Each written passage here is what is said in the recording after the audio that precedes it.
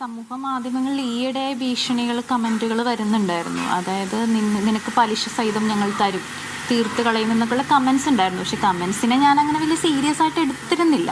പക്ഷെ ഇന്നലെ ഇപ്പോൾ വീടിൻ്റെ ഫ്രണ്ടിൽ വന്നു പോലും ഇത്തരത്തിൽ ആക്രോശിക്കും, അത് കുറച്ച് സീരിയസ് ആയിട്ട് കാണണം എന്നുള്ളത് തന്നെയാണ്.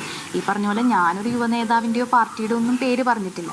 പിന്നെ അതിജീവിതകളായ പെൺകുട്ടികൾക്ക് സപ്പോർട്ട് കൊടുക്കുന്നുണ്ട്. അതൊരു സ്ത്രീ എന്നുള്ള നിലയിൽ നമ്മൾ സപ്പോർട്ട് കൊടുക്കുന്നുണ്ട്. ഞാനങ്ങനെ പൊതുരംഗത്തൊക്കെ നിൽക്കാൻ ഇഷ്ടപ്പെടുന്ന ഒരു വ്യക്തി കൂടിയാണ്. അപ്പോൾ ആ രീതിയിൽ ഇനിയും സ്ത്രീകൾക്കുള്ള സപ്പോർട്ട് നമ്മൾ കൊടുക്കും. എൻ്റെ മകൾ ഏതെങ്കിലും യുവ നേതാവിൻ്റെ പേര് ഒന്നും വെളിപ്പെടുത്തിയിട്ടില്ല. ഒരു അനുഭവം ഉണ്ടായത് പറഞ്ഞു. അങ്ങനെ ഈ രാജ്യത്ത് ഒരു പെൺകുട്ടിക്ക് തനിക്കുണ്ടായ ഒരു അനുഭവം പൊതുസമൂഹത്തോട് പറയാൻ കഴിയില്ല എന്നാണ് ഇവർ നിഷ്കർഷിക്കുന്നതെങ്കിൽ ഞങ്ങൾ അത് പറഞ്ഞുകൊണ്ടേയിരിക്കും.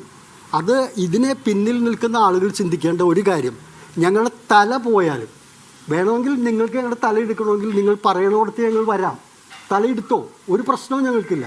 പക്ഷെ തല പോയാലും തല കുമ്പിട്ട് കുനിഞ്ഞു നിന്നുകൊണ്ട് പോകുമെന്ന് ആരും പ്രതീക്ഷിക്കേണ്ട.